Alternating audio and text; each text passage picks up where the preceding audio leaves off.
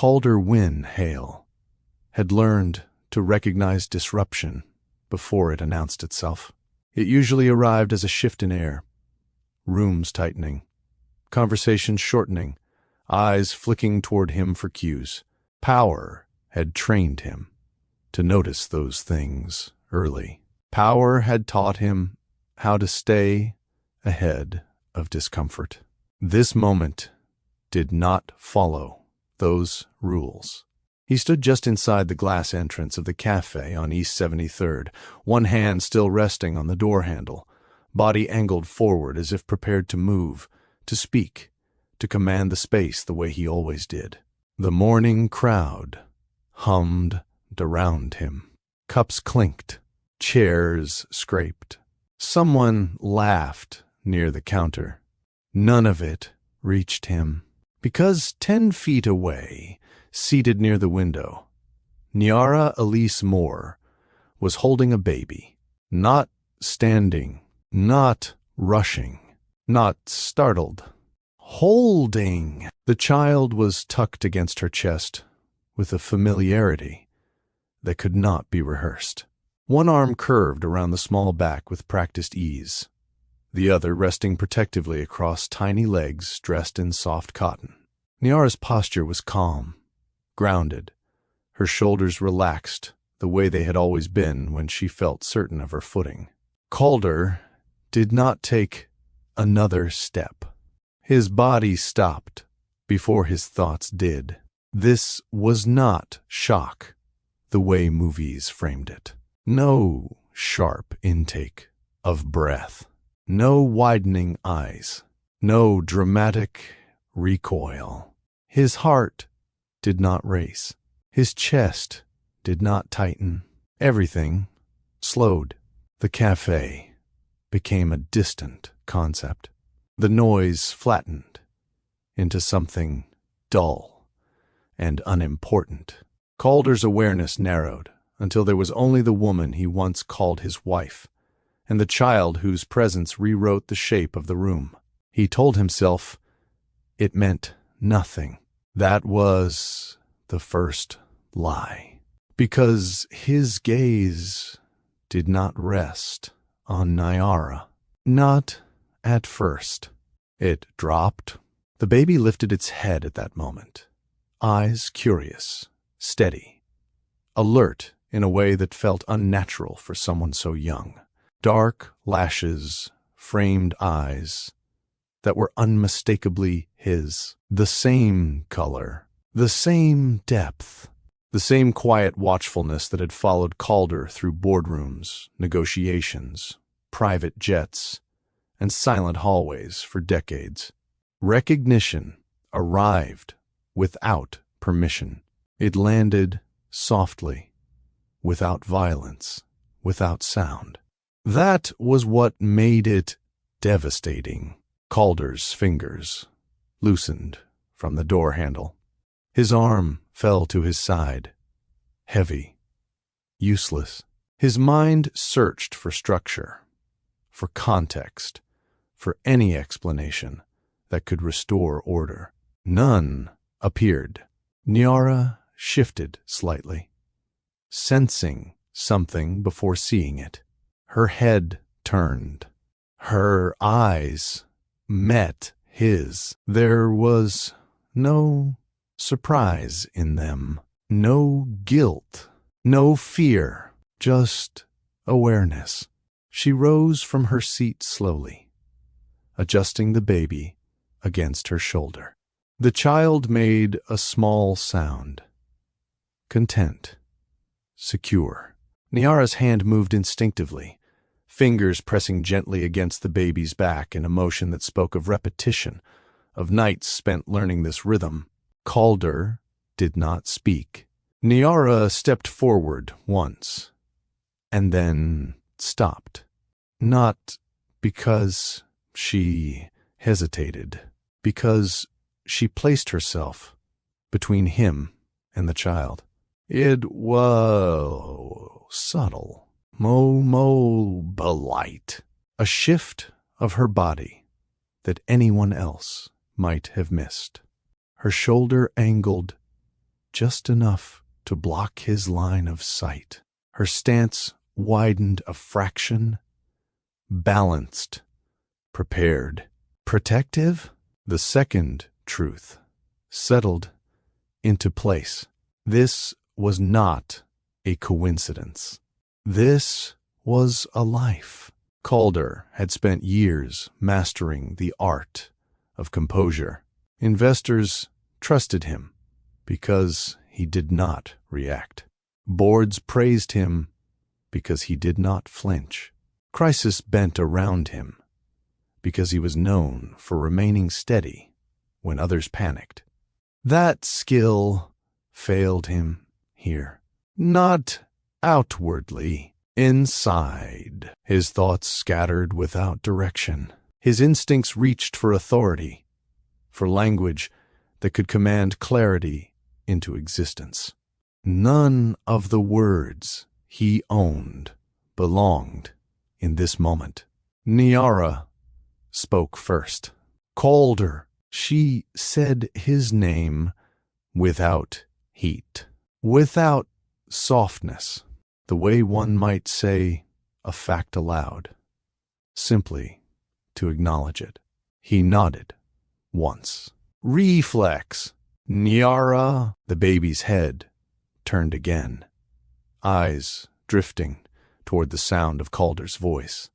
The child stared openly, unafraid, studying him the way children do when they sense importance without understanding why.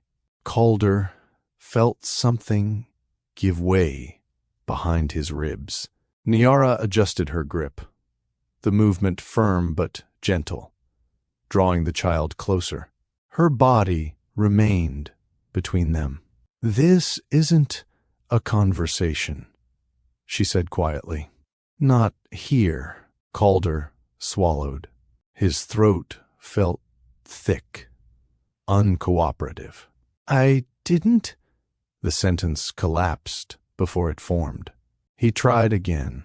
I didn't know. Nyara's expression did not change. I know, she replied. That was worse than anger, because it confirmed something Calder had not allowed himself to consider yet, that his ignorance had not been accidental. People nearby continued moving. A server passed with a tray. A couple laughed near the register. The world refused to pause for him, refused to acknowledge that something irreversible had entered the space. Calder's gaze dropped again, against his will. The baby's eyes met his directly this time. There was no judgment there, no accusation, just presence. That presence stripped him bare.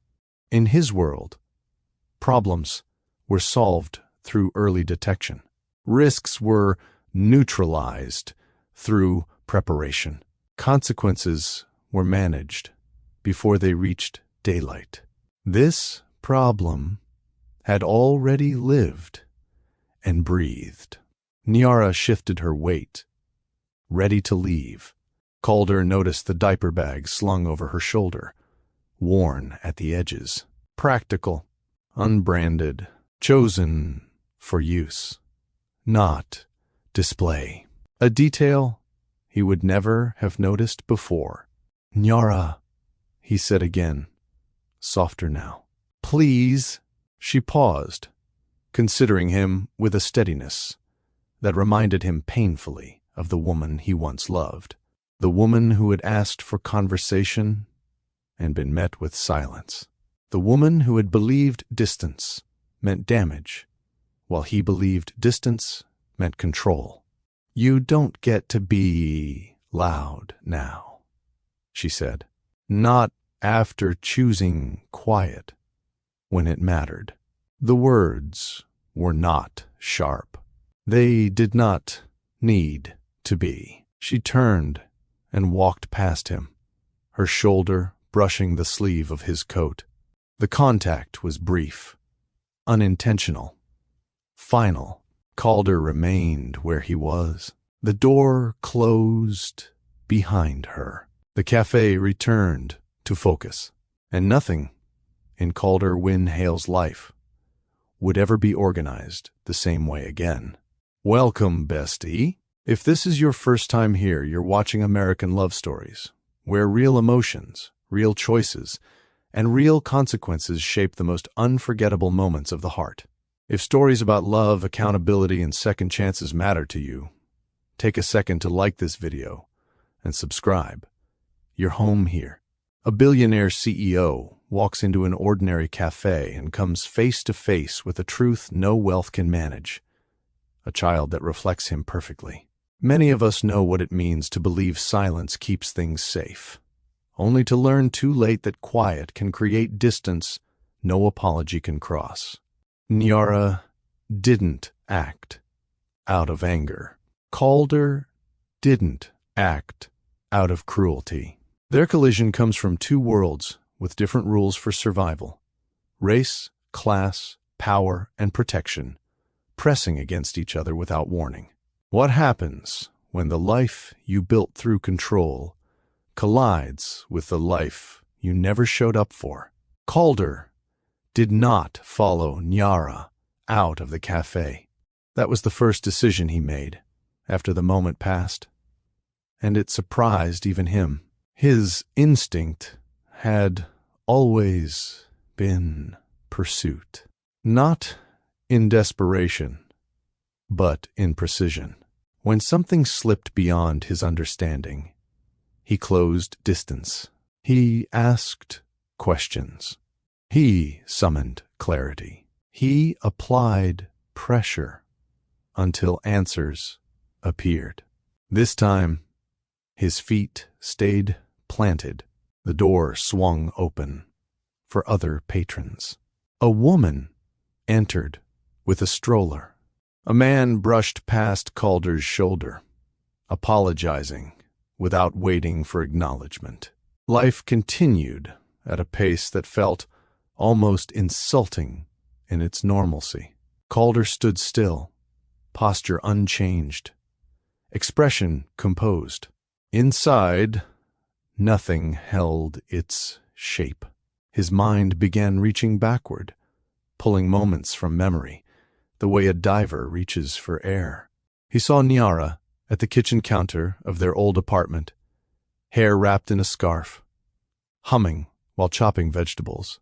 He remembered the way she used to pause before speaking when something mattered, as if weighing whether he was truly present enough to receive it. He had mistaken that pause for hesitation. He remembered evenings when she asked gently, "Can we talk tonight?" And his response, equally gentle, "Tomorrow." "I'm drained." Tomorrow had been a promise, he repeated, until it became meaningless. Now, standing alone in the cafe, Calder felt the weight of a future that had happened without him. The baby's eyes replayed in his mind with brutal clarity. Not resemblance in a vague sense. Not a coincidence that could be explained away by shared humanity. Specifics.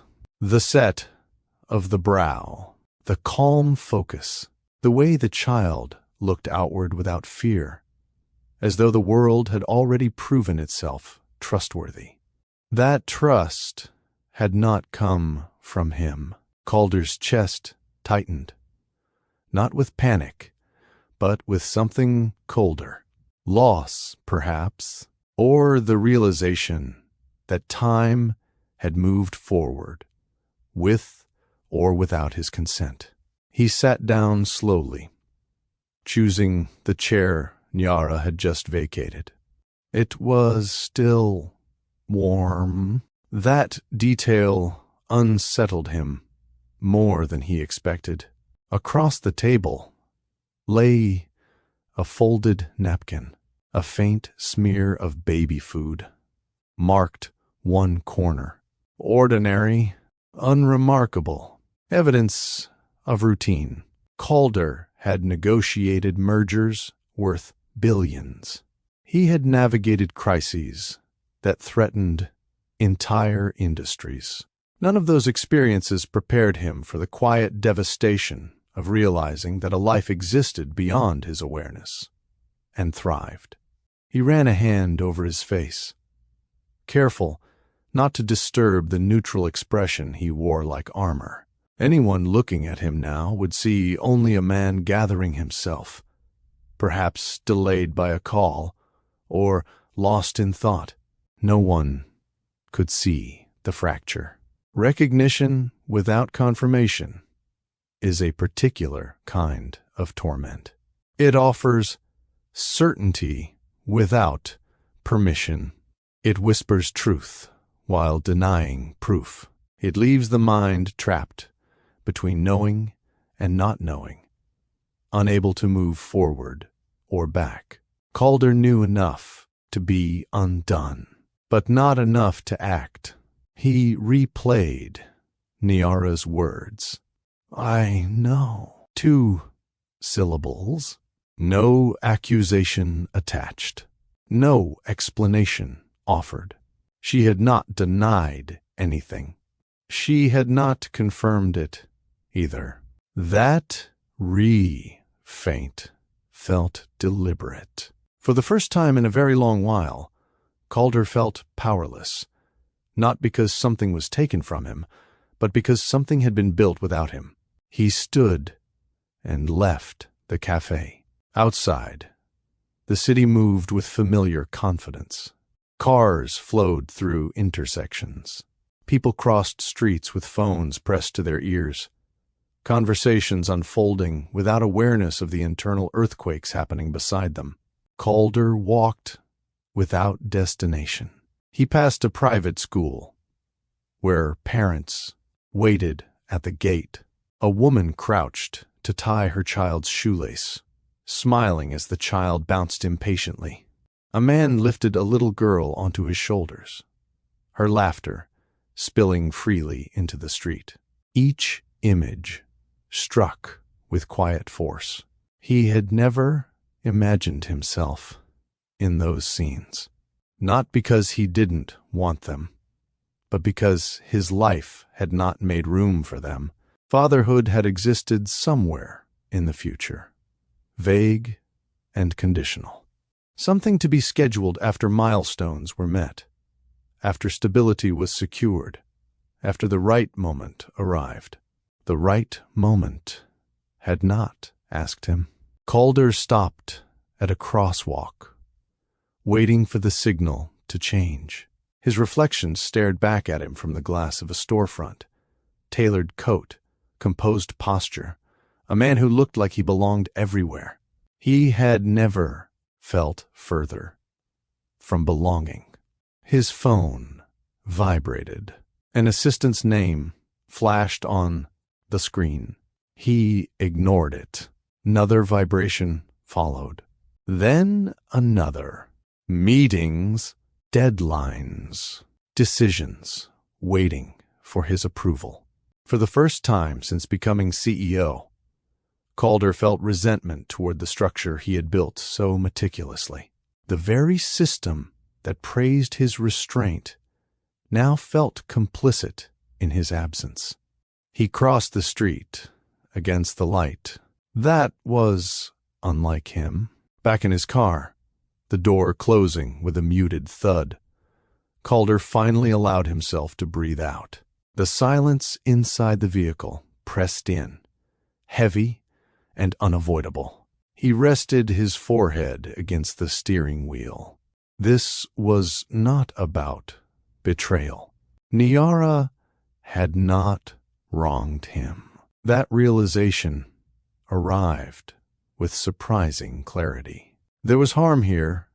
It had grown in the spaces he left unattended, in conversations postponed, in assumptions made without confirmation, in a belief that silence equaled safety. His world had taught him that problems managed quietly caused the least damage.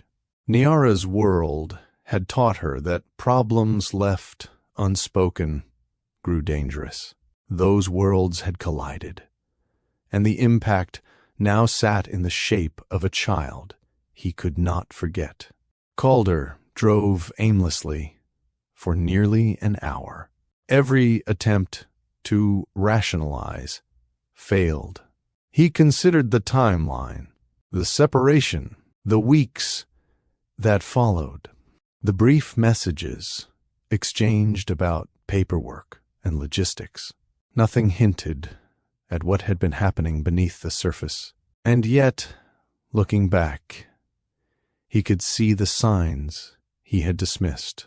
Niara's distance during their final conversations, the way she had asked fewer questions, the calm certainty with which she ended things. At the time, he had admired her composure. Now he understood it differently. She had already shifted into protection mode. Not for herself, for someone else. The realization landed gently and crushed him all the same. Calder pulled over and shut off the engine. He stared through the windshield, watching leaves scatter across the pavement. What kind of truth destroys quietly?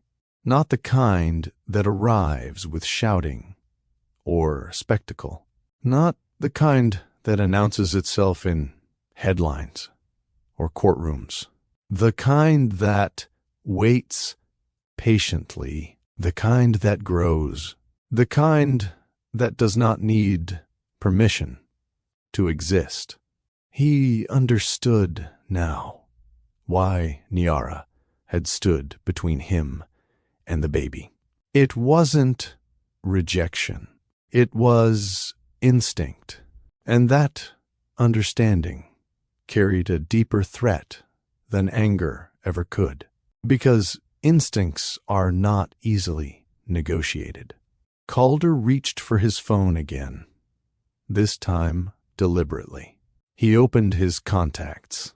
Niara's name sat there, unchanged, a quiet testament to a connection he had never fully severed. His thumb hovered over the screen. He did not call. Not yet. For the first time in his life, Calder Wynne Hale knew that knowing something did not grant him access to it, and that the truth, whatever shape it ultimately took, would demand more than acknowledgement. It would demand presence. Have you ever realized, too late, that silence wasn't protection? That the moments you thought you were containing were actually drifting away from you, quietly building a life of their own? Calder did. Not a flash, not with panic, but with the slow, unbearable awareness that the rules he lived by had failed him at the exact moment they were supposed to matter most. He had always believed that power came from restraint, that composure preserved dignity, that if you didn't speak while emotions were hot, you avoided damage that couldn't be repaired later. That belief had served him well in rooms where decisions moved markets and reputations shifted with a sentence. Did not serve him in love. As Calder sat alone in his parked car, city noise muffled behind closed windows, he began to understand something Niara had known instinctively. Silence is never neutral. It chooses a side. It protects one thing at the expense of another. In his world, silence protected image. In her world, silence threatened connection. That difference had never seemed fatal until now. Niara had grown up where people spoke because they cared, where elders corrected you not to control you, but to keep you from drifting too far from who you were meant to be, where problems were aired out loud, not because they were easy, but because ignoring them carried consequences no one wanted to inherit. Calder had grown up where privacy equaled strength, where emotion was handled behind closed doors, where reputation wasn't just personal, it was collective, inherited, defended. Neither world was cruel. They were simply incompatible without translation. And translation required presence. Calder's phone buzzed again. He silenced it without looking. The vibration felt intrusive now, like an interruption of something fragile and newly forming inside him. He thought about the last real conversation he and Nyara had shared, the kind that went beyond logistics and politeness. It had been late at night.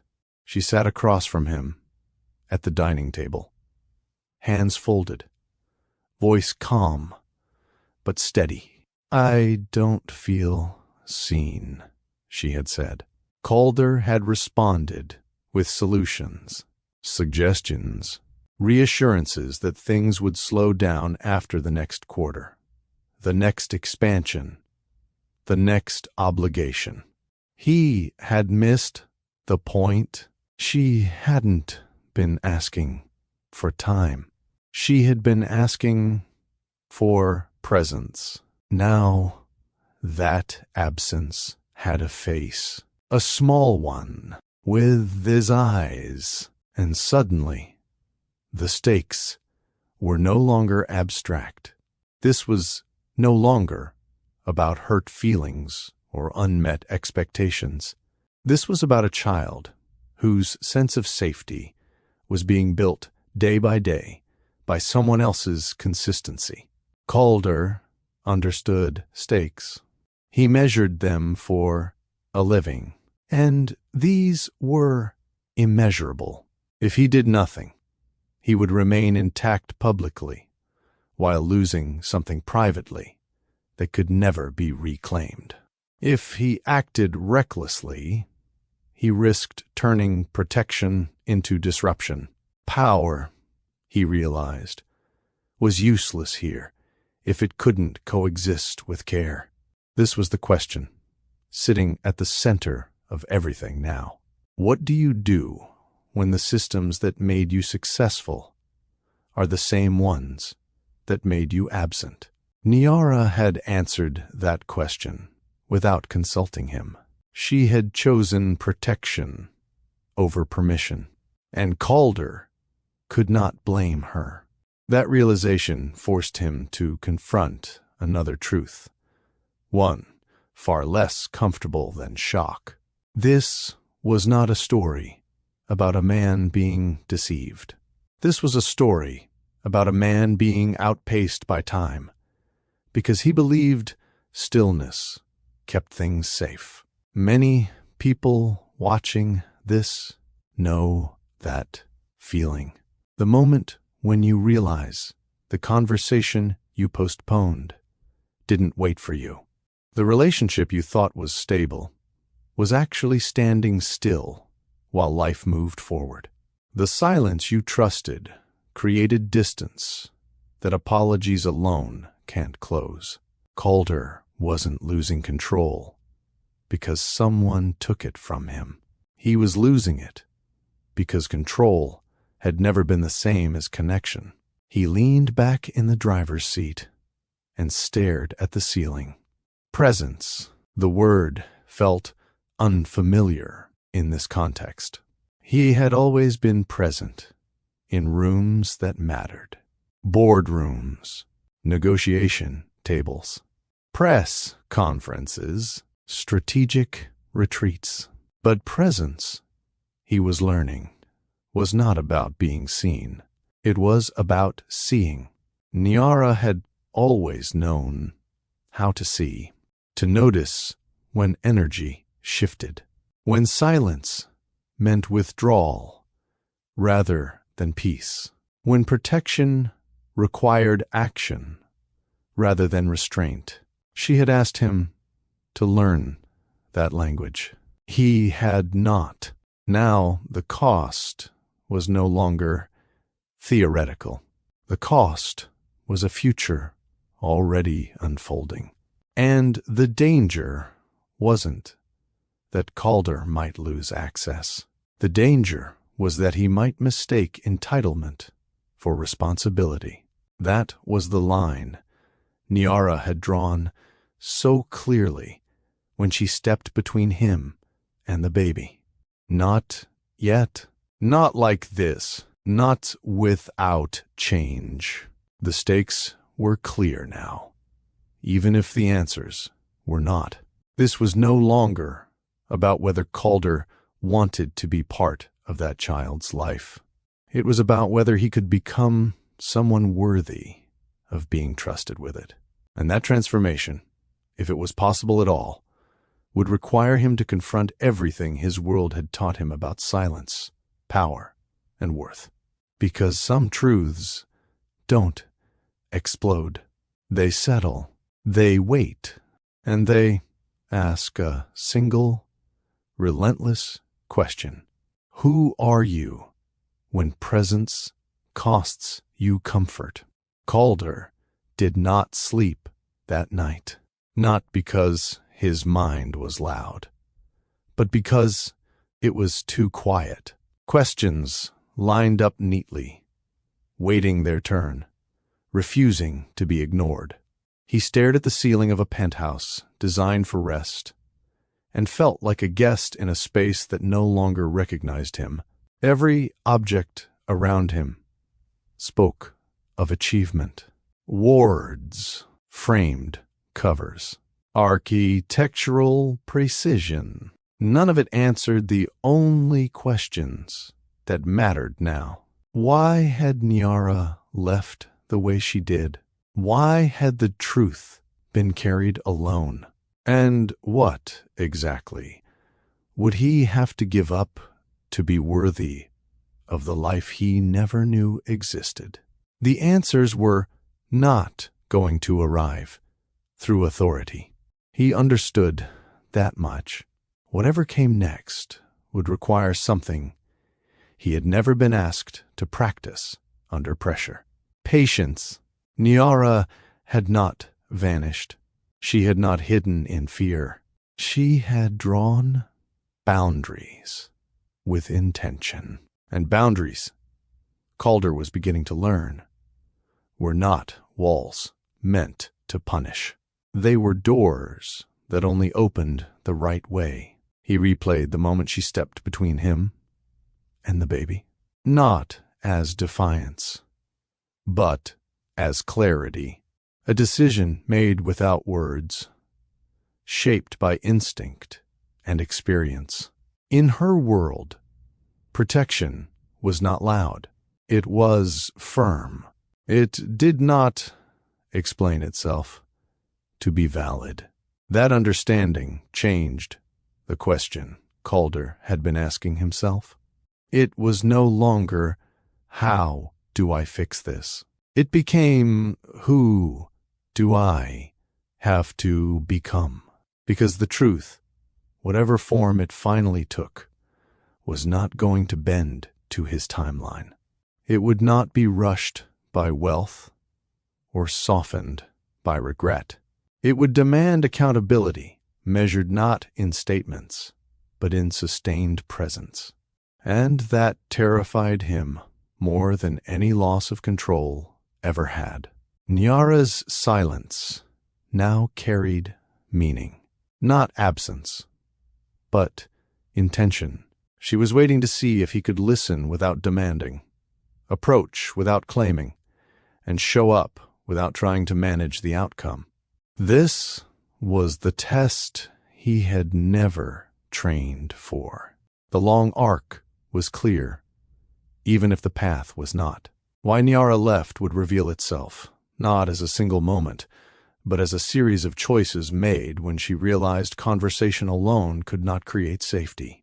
Why the baby was kept from him would surface, not as punishment, but as a form of care shaped by experience, history, and the knowledge of how power moves when it is unchecked, and what Calder would have to lose to become worthy would not be financial, would be comfort, certainty, the illusion that leadership alone qualifies someone for intimacy.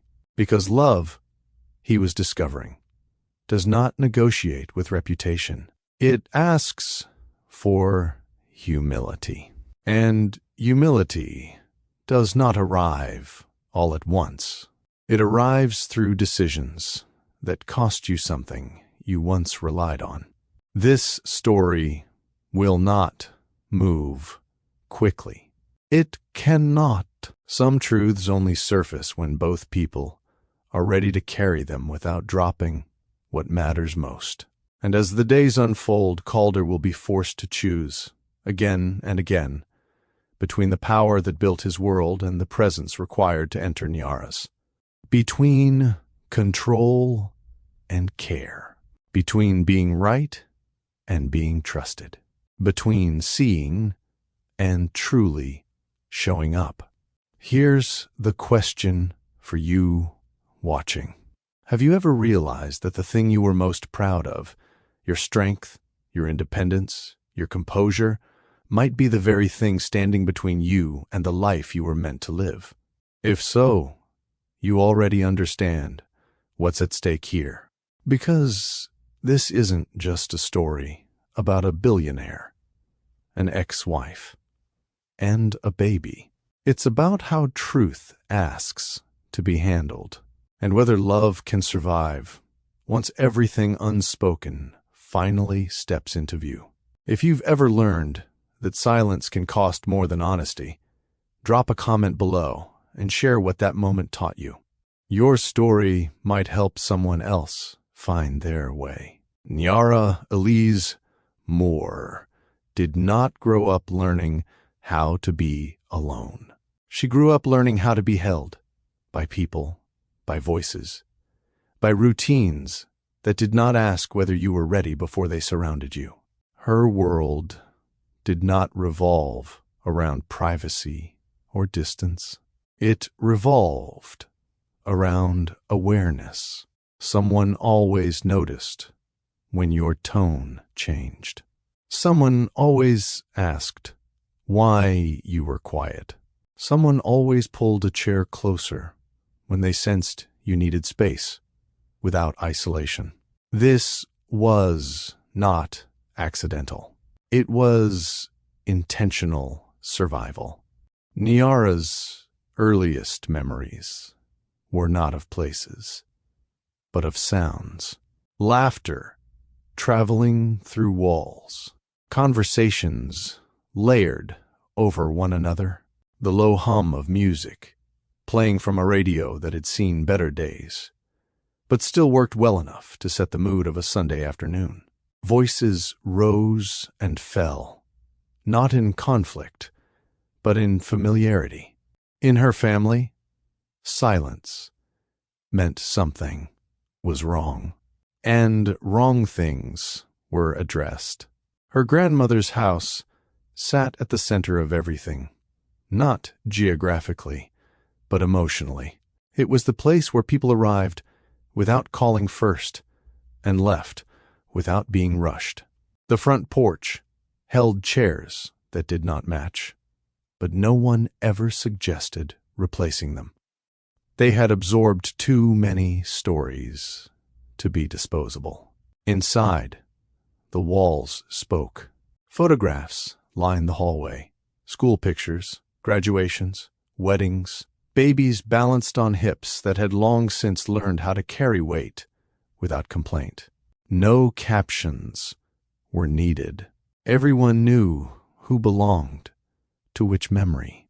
Nyara learned early that belonging was not something you requested. It was something you were expected to honor. Her grandmother, Miss Althea, ran the house with a calm authority that never required raised voices. She corrected you because she loved you.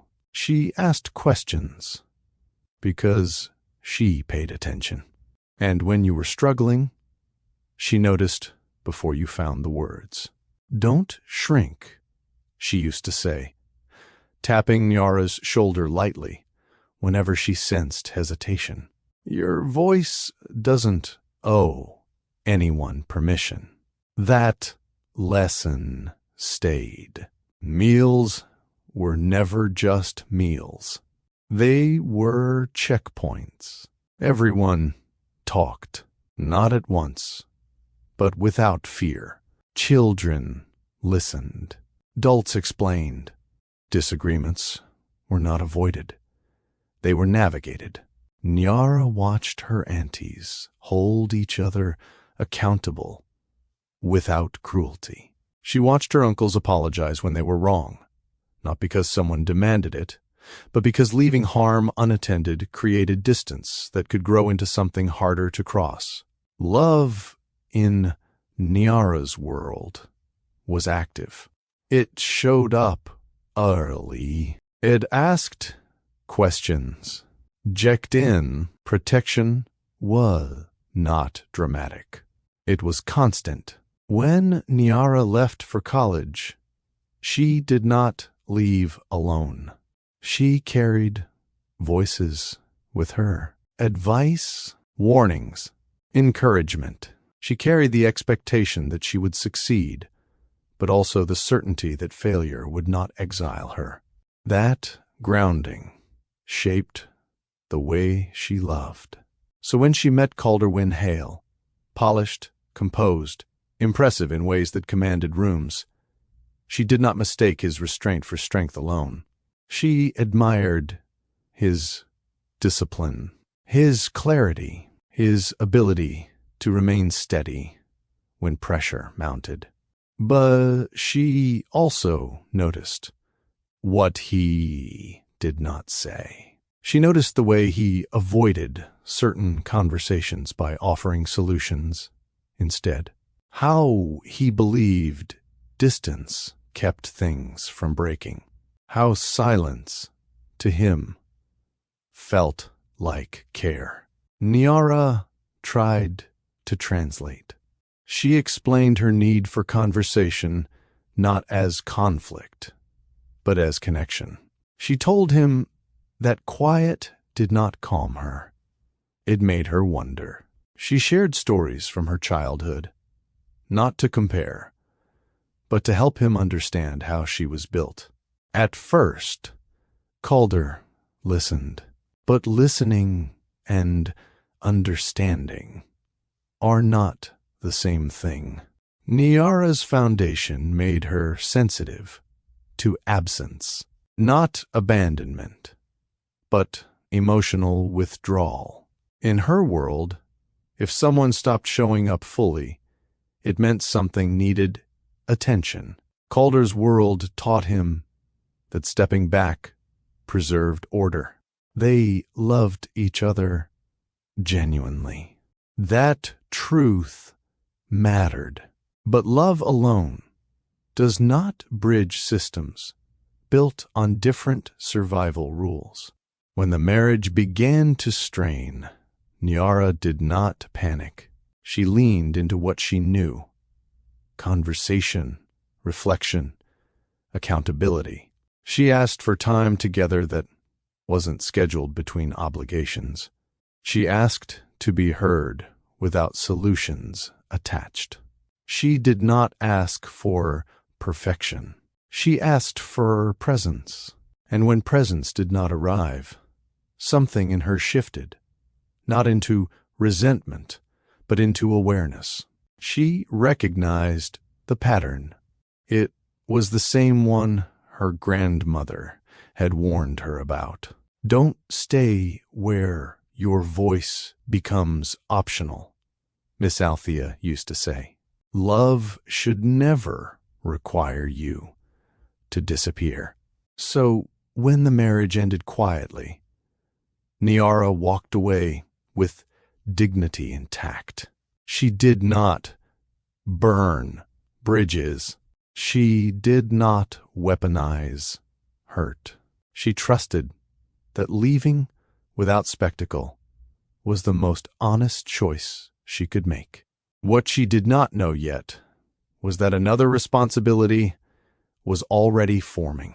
The pregnancy did not feel like interruption. It felt like clarity.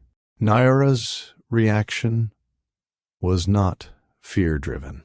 It was instinctive, protective, immediate. Her body responded before her mind finished processing. Hands resting on her stomach, breath slowing, a sense of direction settling into place. In her world, motherhood was not romanticized, but it was respected. She had watched women carry children while holding jobs, families, and grief all at once. She had seen what it took. She had seen how community wrapped itself around mothers, not as saviors, but as support. Motherhood, to Niara, was accidental. It was relational. It required safety, stability, space to grow without scrutiny that stripped choice from care. She thought of Calder's world, not with bitterness, but realism. She understood how power moved, how decisions were made quickly, efficiently, often without asking who might be affected in quieter ways. She knew how easily her pregnancy could become a topic rather than a truth. So she leaned back into what had always sustained her. Community, her grandmother's house, became central again.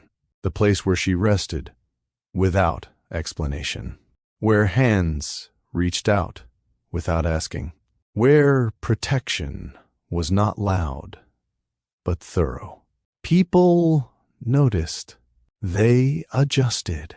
They'd room. No one demanded she decide anything before she was ready. That was the difference. Nara did not hide because she was afraid. She protected because she understood how fragile early life could be when exposed to systems that valued order over care. Her choice was not about keeping Calder out. It was about keeping her child safe. And safety in Nyara's foundation was collective. By the time the baby arrived, Nyara was steady. Tired, yes, but not uncertain. She knew how to hold a child because she had been held. She knew how to respond to cries because she had grown up in a space where needs were answered, not questioned. Motherhood did not change her, revealed her. She became more grounded, more aware, more deliberate. The boundaries she had once explained gently now stood firm without apology. When Calder finally saw her again, holding the child with that same grounded presence, it was not because she had softened. It was because she had strengthened. And when she stepped between him and the baby, it was not reaction. It was inheritance. The instinct of a woman raised to understand that love is not proven through words, but through consistent protection. Nyara's foundation had prepared her for this, long before she ever knew she would need it.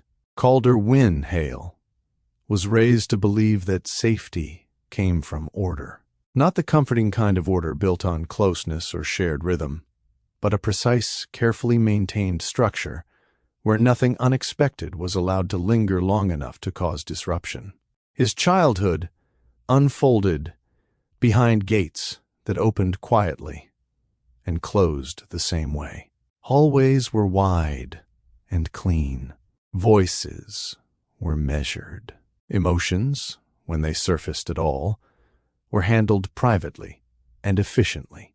In Calder's family, nothing was ever truly chaotic. That was the point. From a young age, He learned that feelings were not problems, but they were liabilities if left unmanaged. The adults around him believed deeply in preparation. You planned early. You anticipated outcomes. You avoided situations that required improvisation. Control was not about dominance. It was about preservation. Mistakes were discussed without raised voices. Praise was given sparingly, usually tied to performance rather than effort.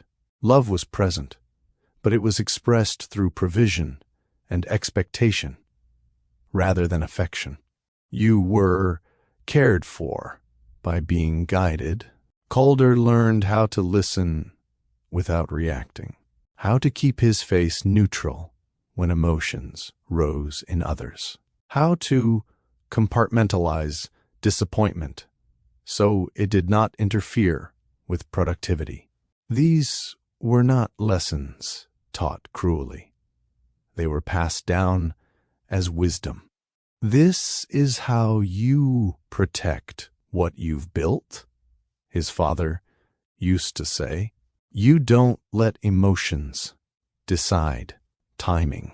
That belief shaped everything. At school, Calder excelled because he understood the system.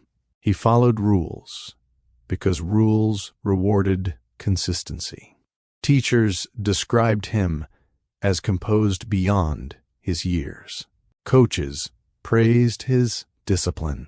He rarely caused trouble, not because he lacked impulse, but because he knew how to delay it.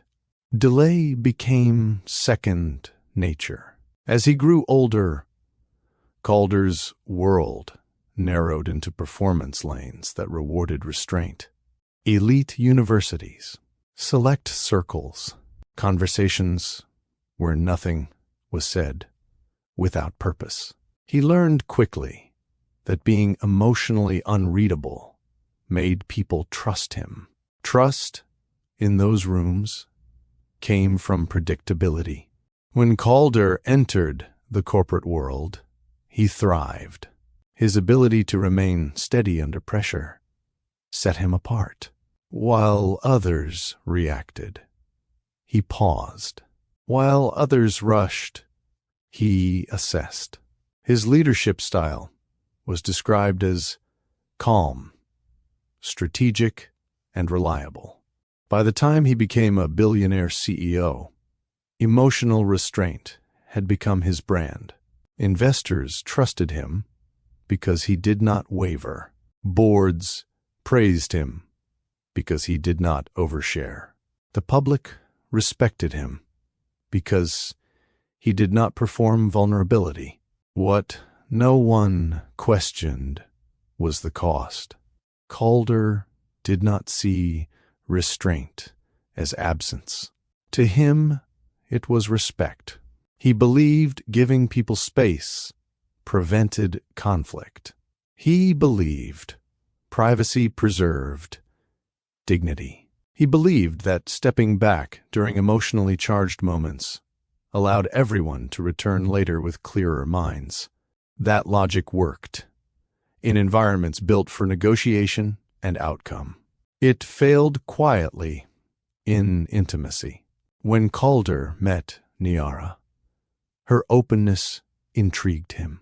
She spoke with clarity and warmth. She asked questions without circling them in layers of caution. She expressed needs without apology.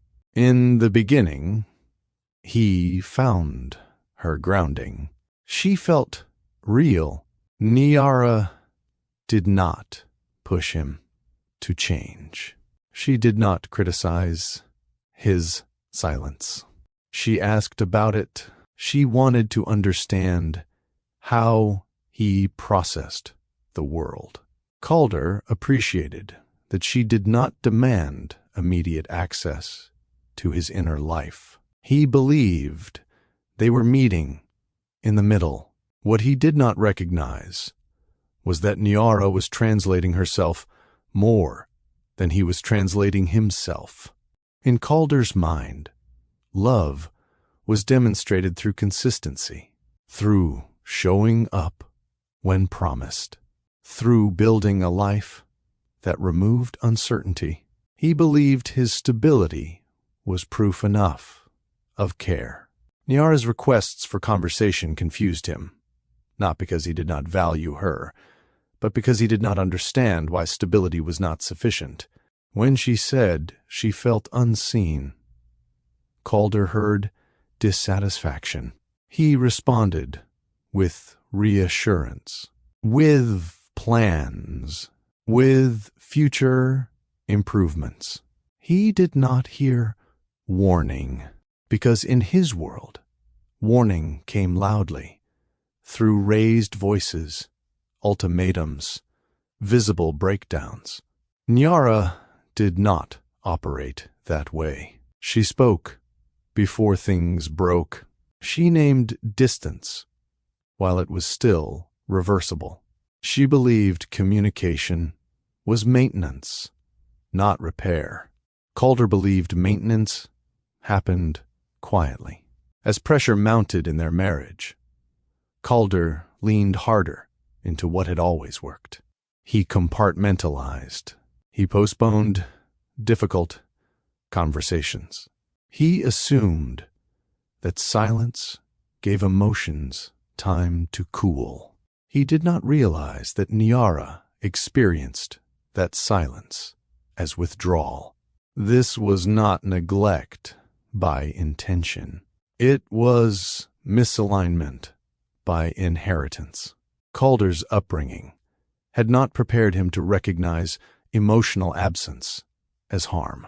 In his world, harm came from chaos, from things spiraling beyond control. Calm meant safety. So when Niara asked for more presence, he believed patience was the answer. He believed things would settle once external pressures eased. He underestimated time. The marriage ended without spectacle. Calder accepted the separation with outward grace. He believed they had reached a mutual understanding, that some relationships simply outgrew themselves. What he did not see was that Niara's decision had been shaped by months of careful observation. She had watched how often her need for connection was deferred.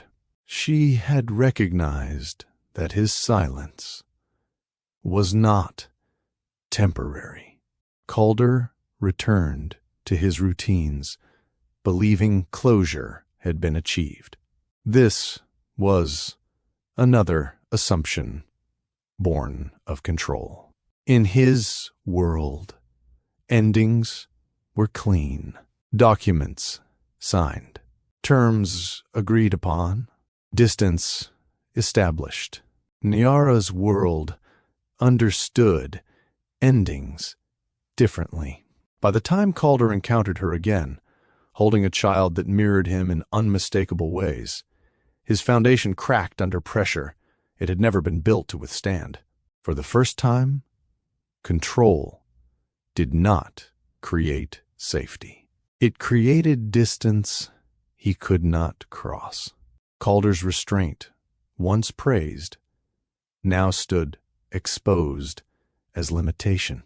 His ability to delay emotion had delayed responsibility. His instinct to manage privately had left him uninformed about the most consequential truth of his life. The realization that followed was devastating in its simplicity.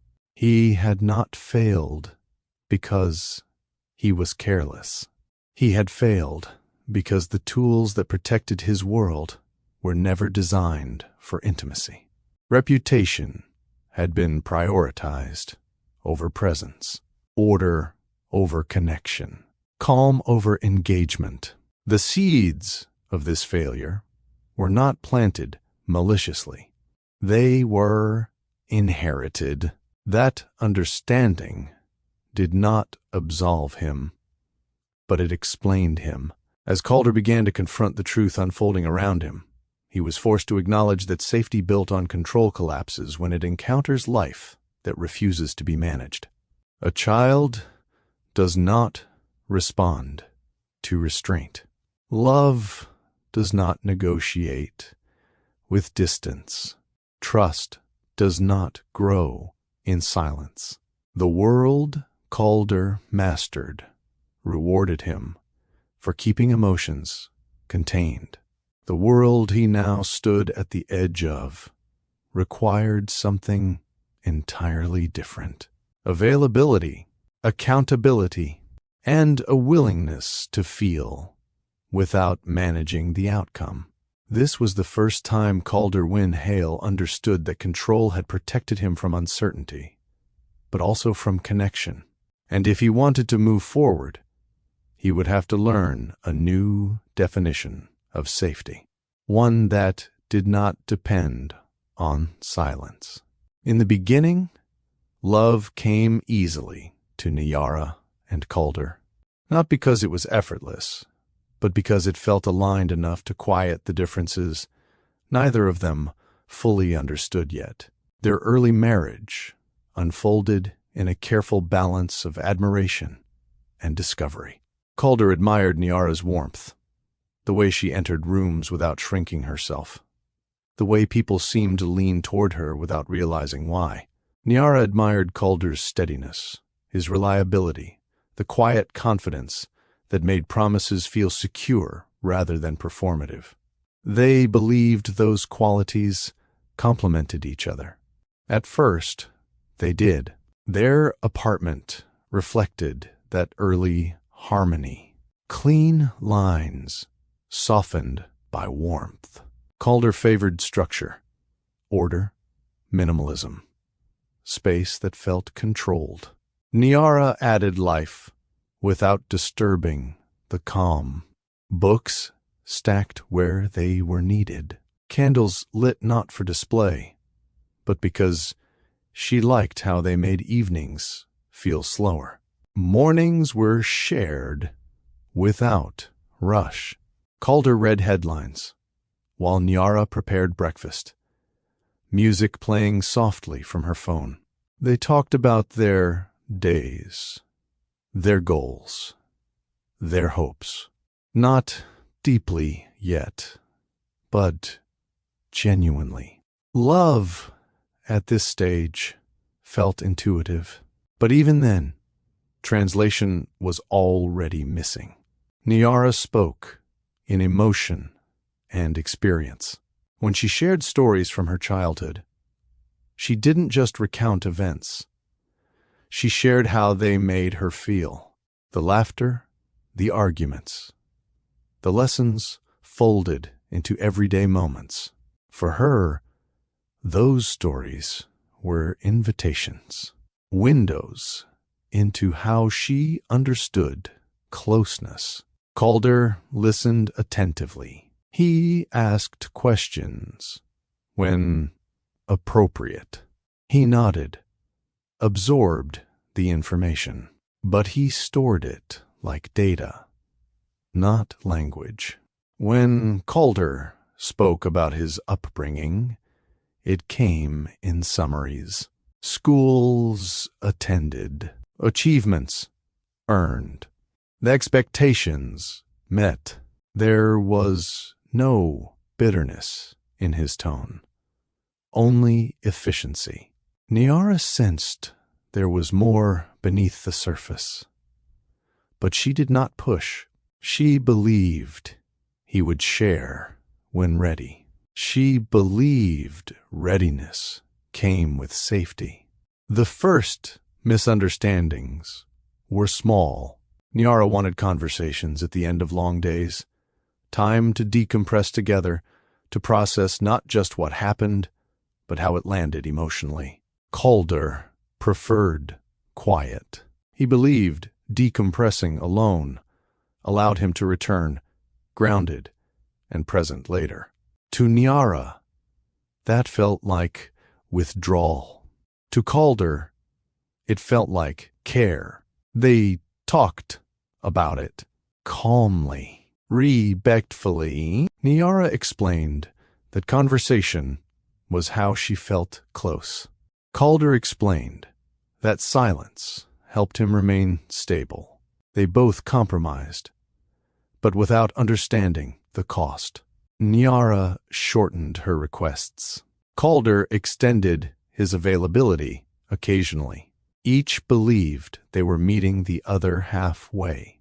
What neither realized was that they were each translating the other through their own lens.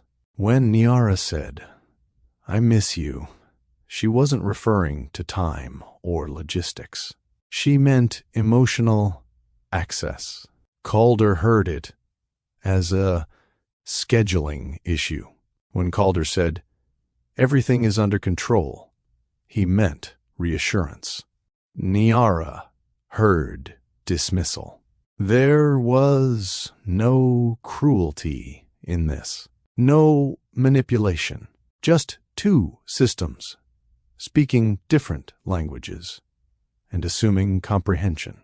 As Calder's responsibilities increased, his instinct to compartmentalize strengthened. Stress made him quieter. He believed shielding Niara from pressure was kindness. Niara experienced that shielding as exclusion. She noticed the way his answers shortened, how he retreated inward during difficult weeks. She asked questions not to interrogate, but to reconnect.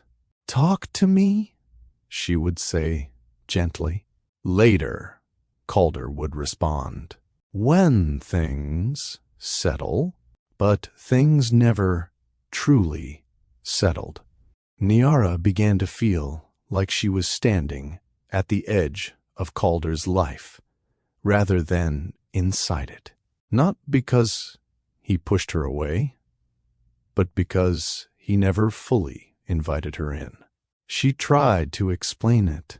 "You don't have to fix everything," she told him once.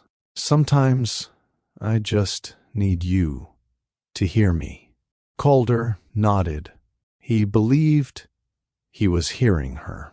What he did not understand was that hearing without responding emotionally felt incomplete to her. The silence that gave him peace made her uneasy. Their arguments never escalated. There were no raised voices, no accusations hurled across rooms. That absence of visible conflict made Calder believe they were doing well. Niara knew better. She felt the slow thinning of connection, the way her words began to feel heavier to offer, the way she started choosing which feelings were worth expressing and which ones she would carry alone.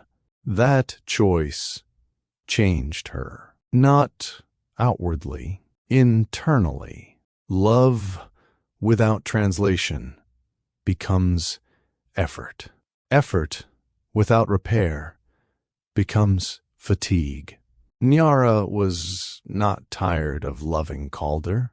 She was tired of translating herself. There was no villain here.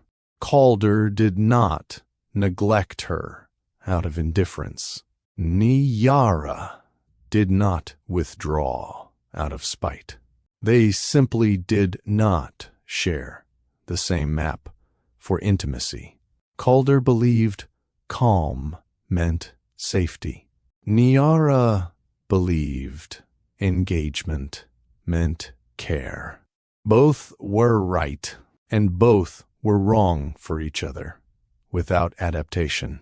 The misalignment deepened quietly, not through betrayal, but through repetition. The same conversations, the same promises to do better, the same belief that time would soften what attention had not healed. Love remained, but understanding lagged behind. And eventually, love without translation stopped feeling like connection. It started feeling lonely. The end of Niara and Calder's marriage did not arrive dramatically. It arrived in clarity. There was no argument that pushed them over the edge. No final incident that forced a decision. The realization came during an ordinary evening, one that looked peaceful from the outside. Dinner sat untouched on the table between them. Calder had come home late, exhausted but composed. Niara had waited, as she often did, telling herself that patience was part of partnership. They talked about logistics, schedules, commitments, nothing urgent. Then Niara said, quietly, "I don't think this is working anymore." Calder looked up, surprised, but not shocked. "What do you mean?" he asked. Niara took a breath. She had practiced this conversation in her mind, not to script it, but to make sure it stayed honest. "I love you," she said, "but I don't feel like I belong in your life the way I need to." Calder frowned slightly. "That's not true. You're my wife." The statement was factual, confident, meant to reassure. It did not. "I know," Niara replied, "but being married isn't the same as being met." Calder searched for the problem, the way he always did, logically. "Is this about time?" "Because we can adjust that. I can clear space." Niara shook her head. "It's not about hours. It's about access." He didn't respond right away. Silence filled the space between them. Familiar, heavy, misunderstood. Niara continued, her voice steady. "I've been asking for conversation, for presence. Not because I want conflict, but because I need connection. And every time it gets hard, you step back." Calder's instinct was to defend, not aggressively, but carefully. "I step back so things don't get worse. That's the difference," Niara said. "I step closer so they don't." The truth sat between them, unarguable. Calder realized in that moment that he did not know how to give her what she was asking for without feeling like he was losing control. Niara realized that asking again would not change that.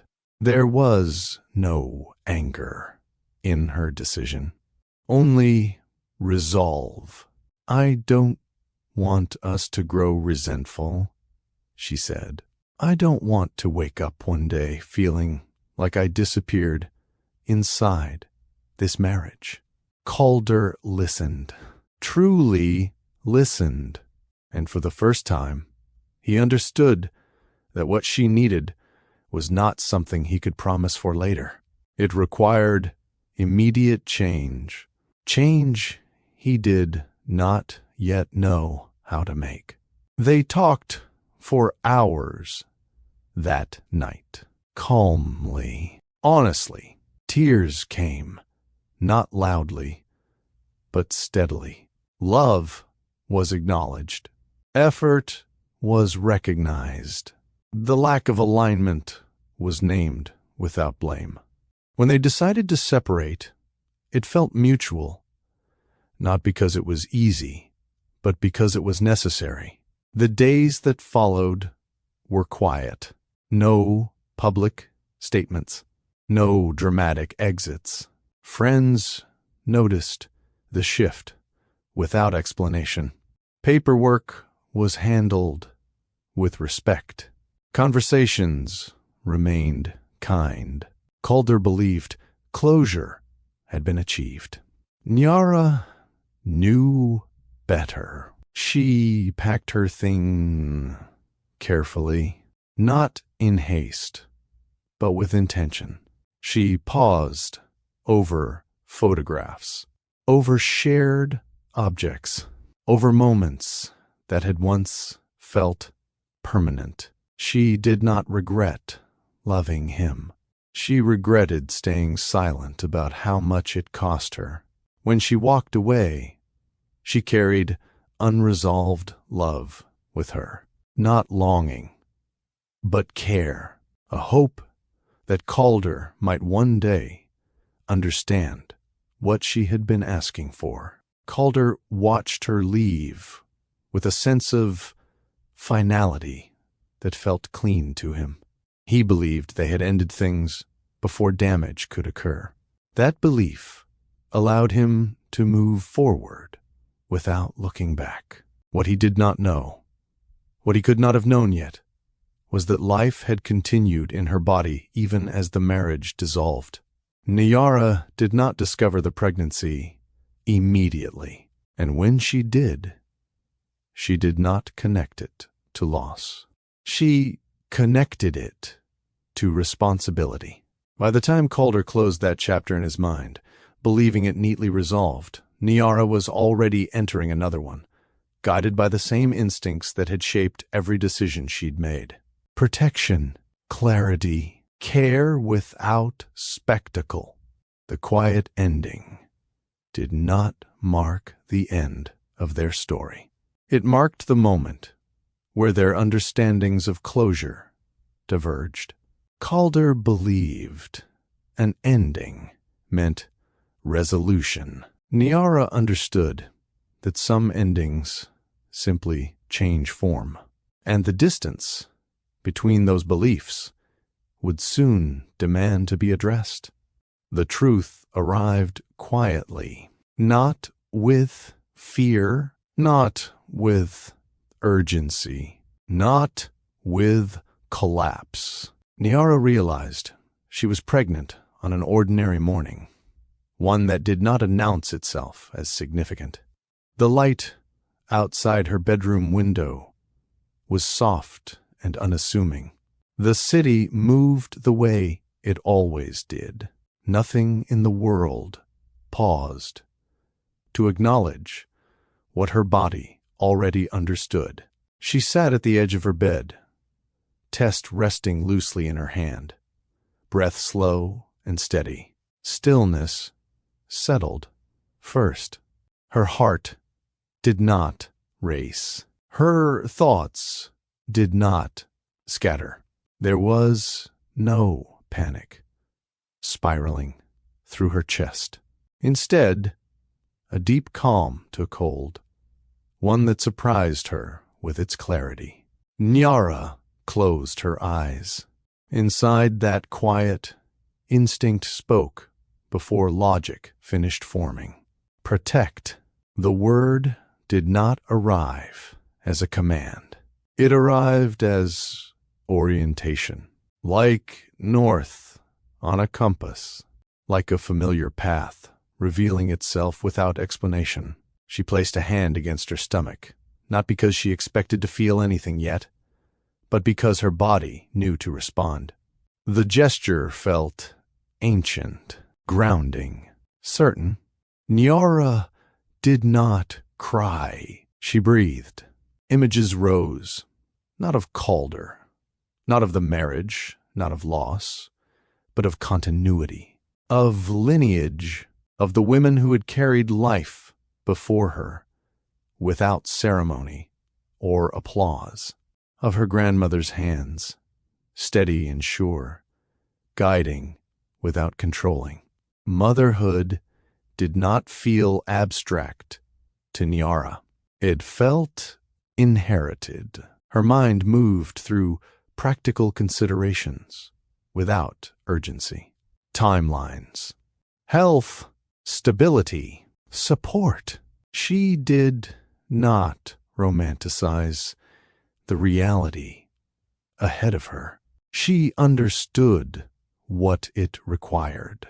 She had watched it up close all her life. But beneath those considerations lay something deeper: moral clarity. This was not a moment that belonged to fear. It belonged to responsibility. Niara did not ask herself whether she was ready. She asked herself what safety would look like. Her thoughts brushed past Calder, not with resentment, but realism. She acknowledged his place in the child's existence without centering him in the decision she now faced. This was not avoidance. It was prioritization. Calder's world was one of speed and structure, of decisions made in rooms far removed from consequence, of power that moved cleanly, efficiently, often without asking permission from those it affected. Niara did not doubt his character. She questioned the system that shaped him. She knew how quickly something fragile could become a subject rather than a life when exposed too early. She understood how narratives formed without her consent when power was involved. This was not about withholding. It was about timing. Niara reached out to the women who had always anchored her, not with dramatic announcements, but quiet honesty. Conversations unfolded in kitchens and living rooms, voices low but steady. No one rushed her. No one panicked. They listened. They asked how she felt, not what she planned to do. That distinction mattered. In those early days, Niara's body changed subtly. Fatigue settled in. Hunger shifted. Emotions moved through her without demand. Through it all, her sense of direction remained intact. This life was forming within her, and it would not be introduced to the world without intention. Niara understood something fundamental in that stillness. Motherhood did not begin with birth. It began with discernment, and discernment required space. Niara did not frame her decision as disappearance. She framed it as containment. Distance, to her, was not absence. It was boundary, a deliberate narrowing of access to ensure that what mattered most could grow without interference. When she chose not to tell Calder immediately, it was not rooted in anger or avoidance. It was rooted in understanding how power operates when confronted with vulnerability. Her fear was not Calder. It the reach of his world. Niara had lived adjacent to that world long enough to know its reflexes. She had seen how problems were handled swiftly and decisively, often without consulting those most affected.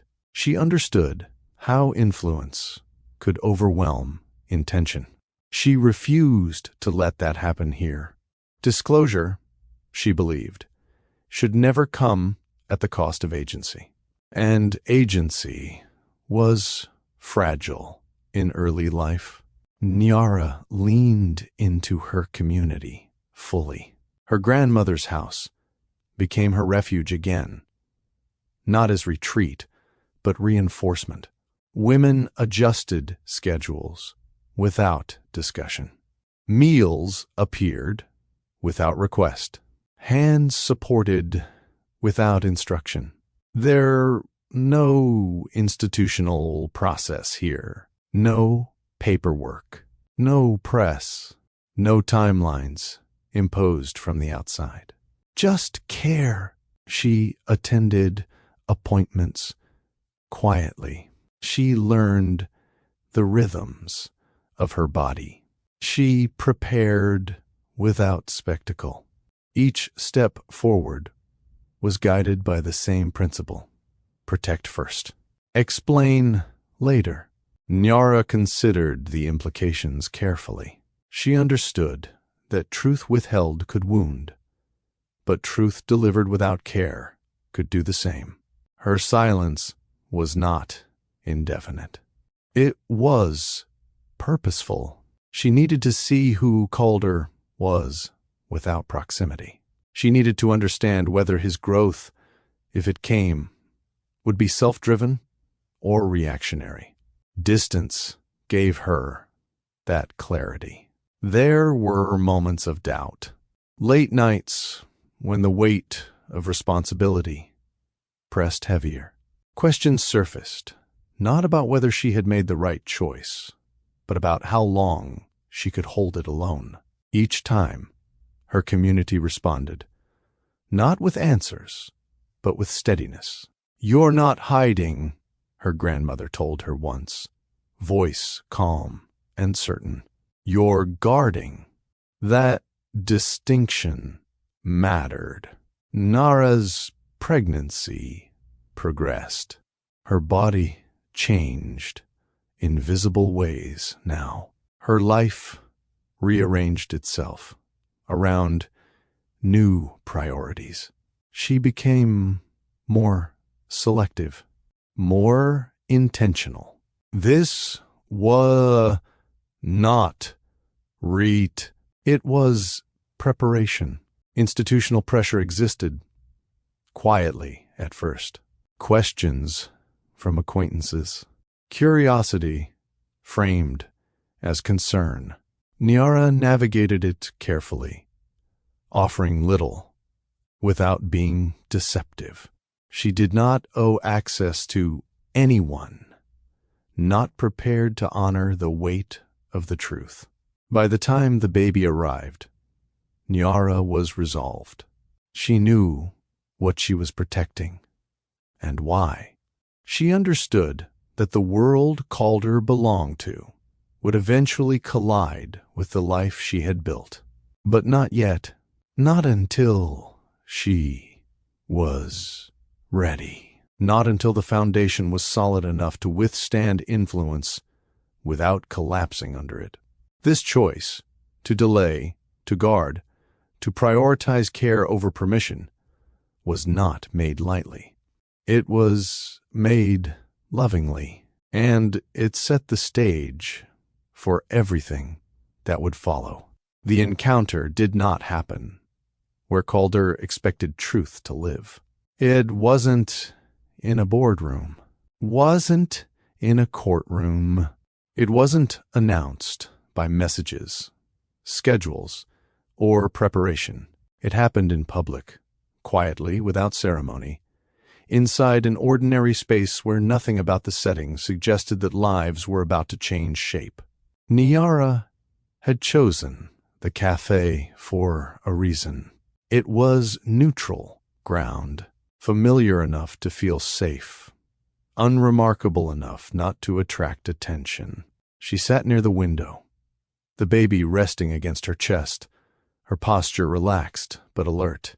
Motherhood had adjusted the way she occupied space. She moved more deliberately now, watched more carefully, not fearfully, purposefully. The baby shifted slightly, small fingers curling against her sweater.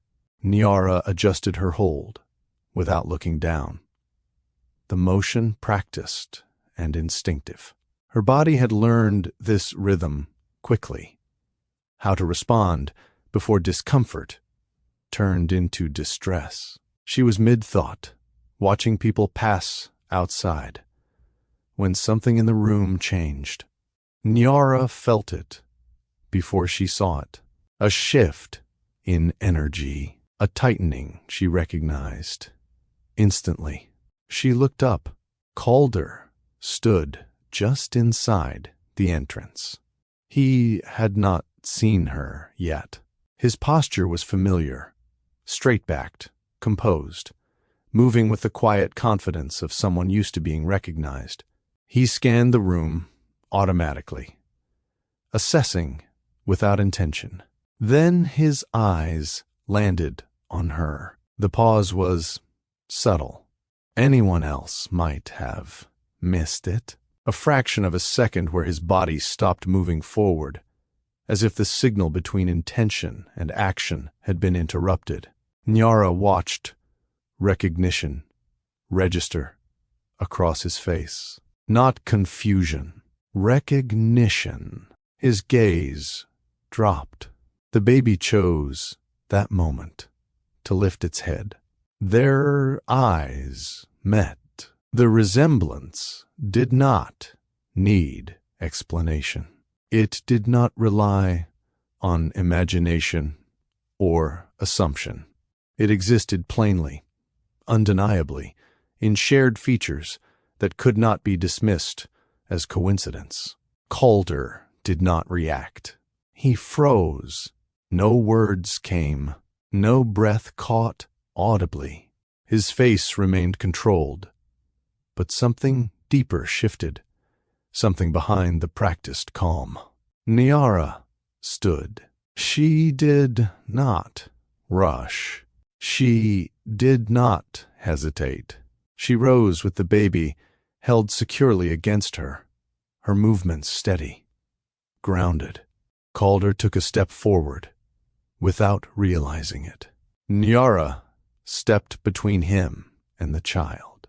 The motion was smooth, instinctive, protective, not aggressive, clear. That single movement said everything she did not speak aloud.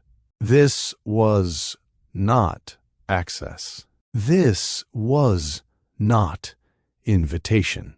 This was boundary. Calder stopped. The silence between them was heavy, not with tension, but with meaning. The baby made a soft sound, unaware of the significance of the moment, eyes curious as they moved between the two adults. Nyara met Calder's gaze directly. "Calder," she said. His name landed without warmth or coldness, simply acknowledgement. "Nyara," he replied. His voice was steady, trained, but his eyes betrayed him. They kept returning to the child. Nyara shifted her stance slightly, widening her base, reinforcing the line she had drawn with her body.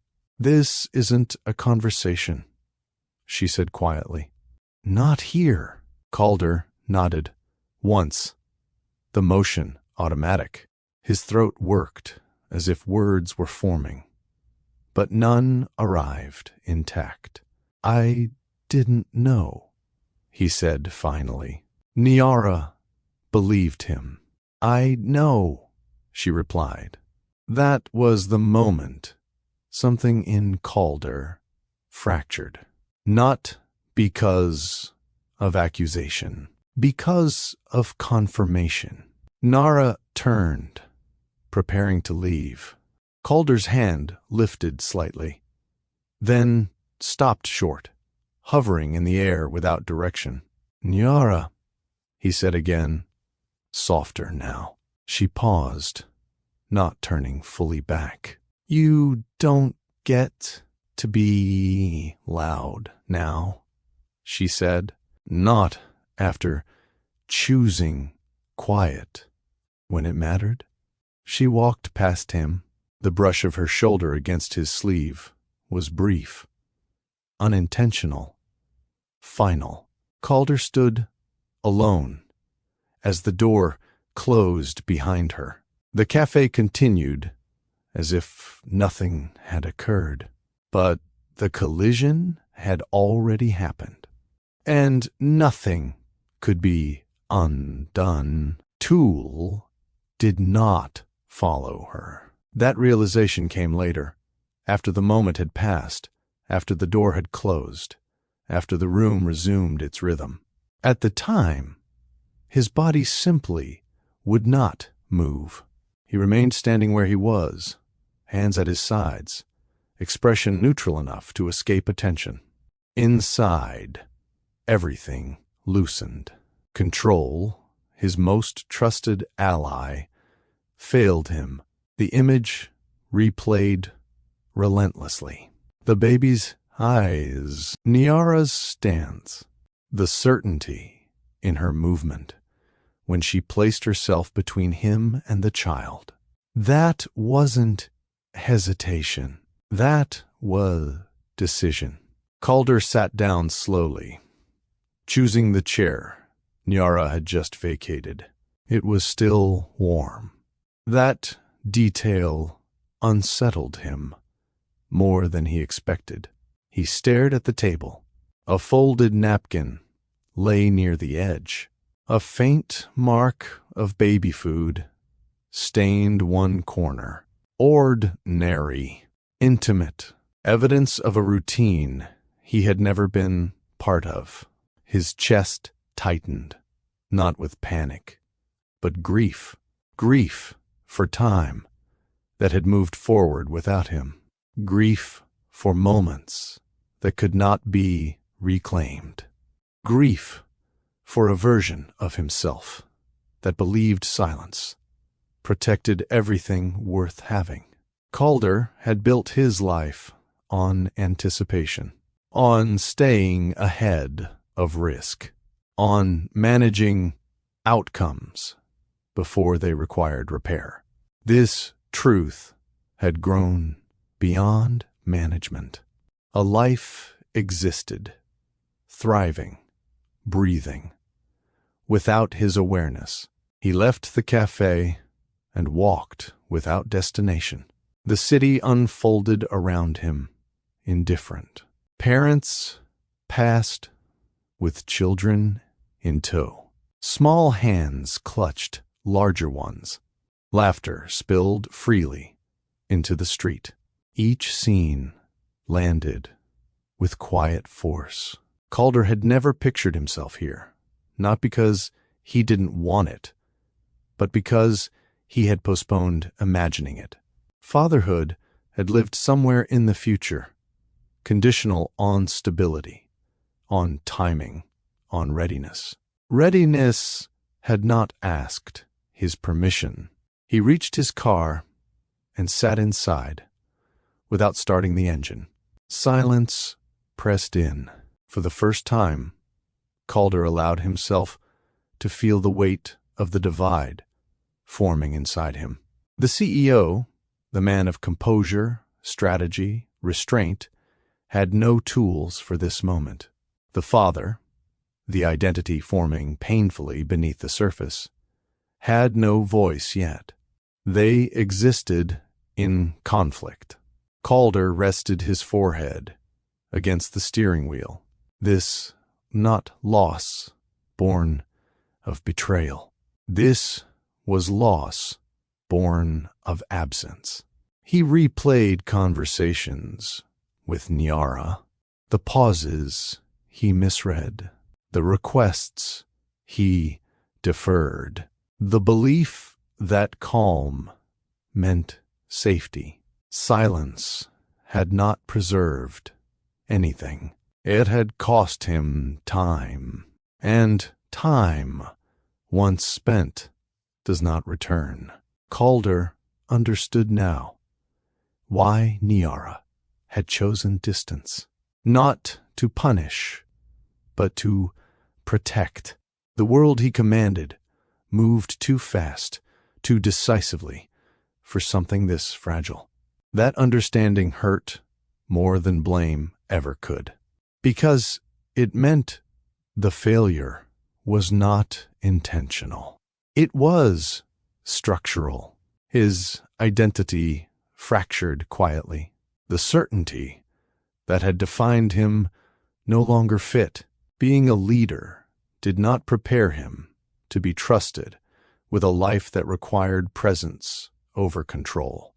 The question he could no longer avoid formed clearly. Who was he now? Not the man the world applauded.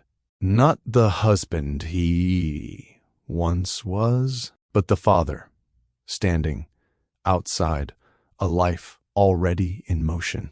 Calder started the car and drove, slowly, deliberately, knowing that whatever came next would demand something he had never been asked to give without conditions.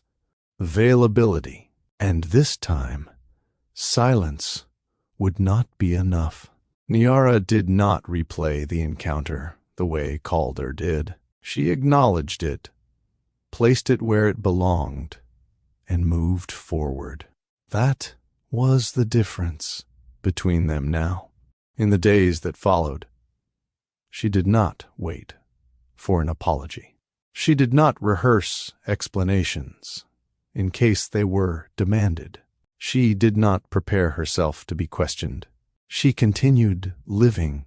Mornings began early, shaped by the baby's needs rather than the world's expectations. Feedings, quiet walks, moments of rest stolen between responsibilities. Niara's body moved with a confidence that came from certainty, not defiance. She had already made her decision. Protection was not negotiable. When Calder reached out for the first time after the encounter, his message was brief. Measured, careful, we need to talk. Niara read it once and set the phone aside, not because she was avoiding him, but because urgency was no longer his to claim. She did not respond immediately. She let time pass. She allowed the silence to exist without guilt, without explanation. This was not punishment. It was boundary. Niara understood something Calder was only beginning to grasp. Truth delivered under pressure becomes performance. And she would not perform guilt to make anyone else comfortable. When she finally agreed to speak with him, she chose the terms deliberately. Neutral space, limited time, no assumptions of access. Calder arrived early. Niara arrived on time.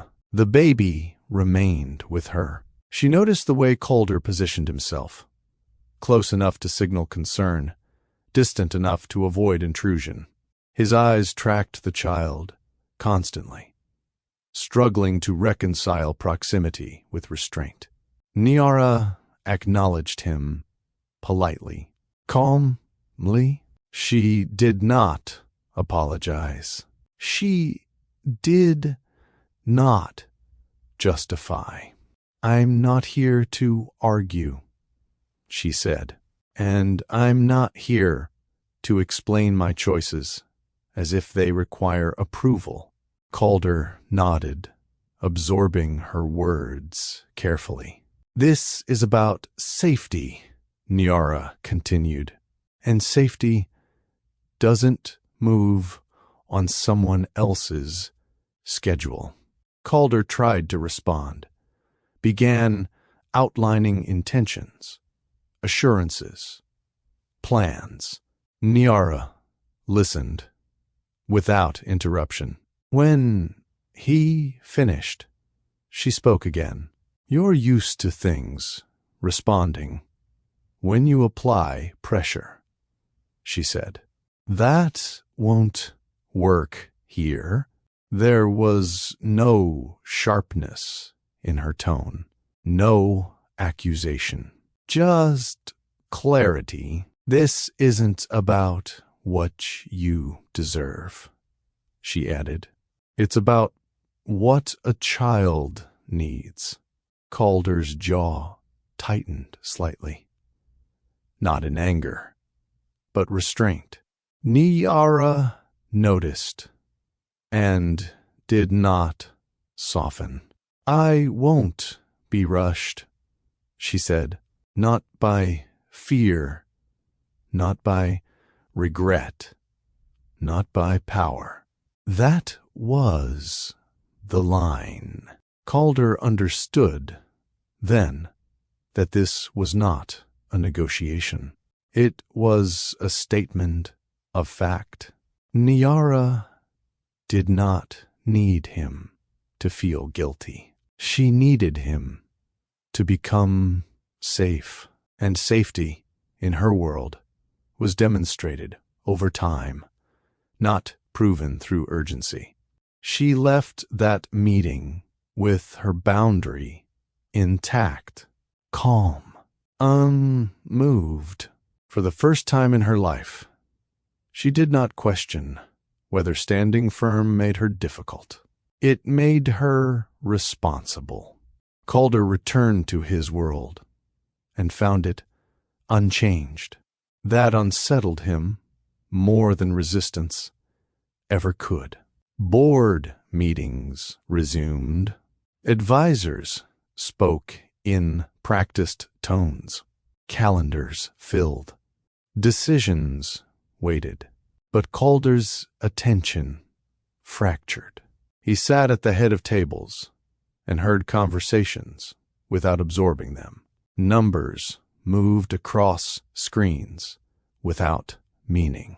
The confidence that once anchored him now felt hollow. His advisors noticed. One of them raised the issue gently. "This situation," the advisor said, carefully neutral, "has implications. We should get ahead of it." Calder understood what that meant. Control the narrative. Limit exposure. Manage risk. These were familiar steps. They had always worked. This time, they felt wrong. Another advisor suggested legal frameworks. Another mentioned reputational safeguards. Each solution assumed the same thing, that this was a problem to be contained. Calder felt something resist inside him. This was not a problem. This was a life. For the first time, Calder could not reconcile his roles. The CEO in him recognized strategy. The father, forming beneath the surface, rejected it. They did not align. Calder dismissed the meeting early. Alone in his office, he stared out at the city that had once reflected his certainty back at him. Control had always given him clarity. Now it felt like distance. Niara's words echoed. Safety doesn't move on someone else's schedule. He realized then that everything he had built operated on timelines designed for outcomes, not people. His conscience spoke more loudly than his advisors now. What did responsibility look like when it couldn't be delegated? What did accountability require when it wasn't transactional? Calder had always believed leadership meant staying composed. He was learning that fatherhood demanded vulnerability. The fracture deepened. CEO versus father. Reputation versus presence. Control versus care. There was no villain here. No one to blame. Only systems colliding with human need. And for the first time in his life, Calder did not know which part of himself would survive the collision.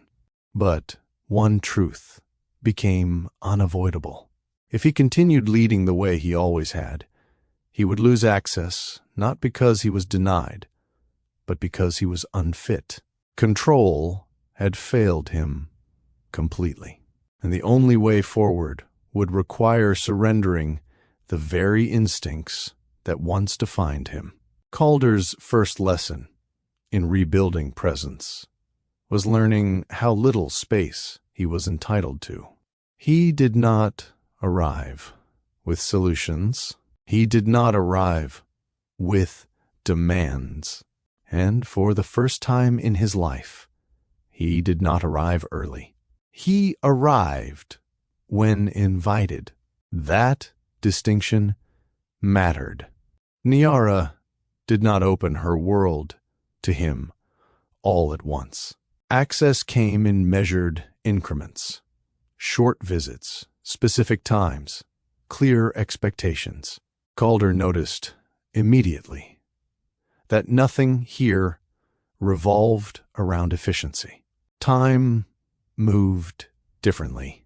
The first visit took place at her grandmother's house.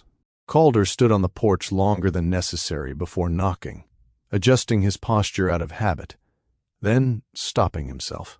No performance. The door opened to a woman who did not recognize his resume, his reputation, or his restraint as currency.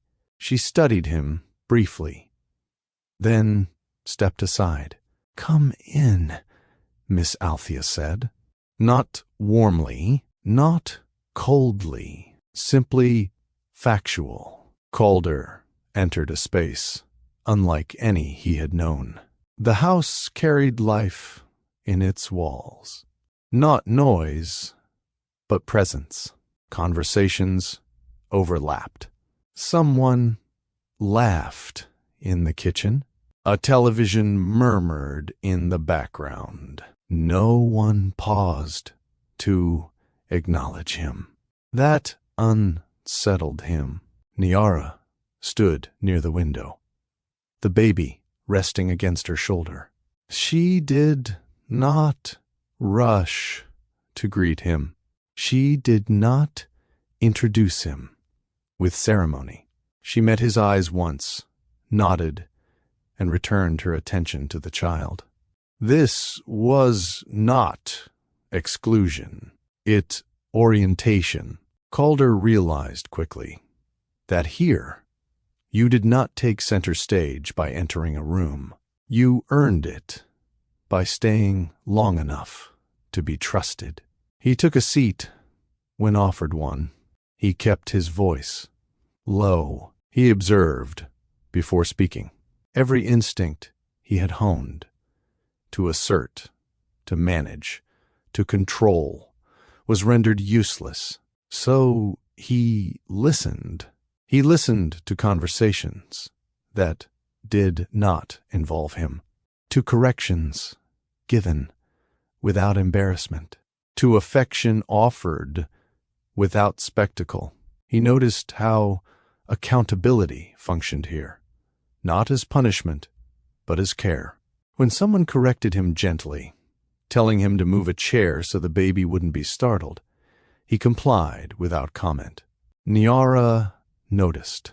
Over time, Calder learned the rhythms. When to peak, when to remain quiet, when to ask questions, and when questions were unnecessary. He learned that presence here meant consistency, not intensity. He did not bring gifts. He did not make promises. He showed up when expected and left when it was time. Niara did not praise him. She watched. The baby became the measure. Calder learned to hold the child only when invited. He learned how to support the neck properly, how to respond to discomfort without panic, how to move slowly enough not to disrupt a sense of safety already forming. Every action mattered. Respecting Niara's world required surrendering his timeline. Progress here was not accelerated by urgency. It was earned through patience. Calder began to understand the language of community, not as a concept, but as practice. How support showed up quietly. How responsibility was shared without negotiation. How trust was built collectively. This was not a system he could master. It was one he had to admit to. And submission, he learned, did not weaken him. It reoriented him. Trust did not return all at once. It arrived cautiously, shaped by observation rather than reassurance. Niara did not announce when she decided Calder could stay longer. She simply stopped checking the time. She did not explain when she allowed him to hold the baby without supervision. She watched his hands. The baby became the center. Not as leverage, not as symbol, but as truth. Every decision revolved around what served the child's well-being. Calder understood immediately. Love was no longer abstract. It was measured in attention, responsiveness, and restraint. He learned that care here was not proven through sacrifice, but through reliability. Calder stopped trying to be impressive. He became consistent. The fracture inside him remained, but it shifted shape.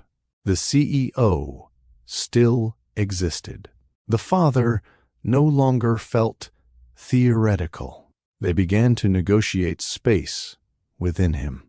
Calder noticed changes in himself he could not have predicted. Meeting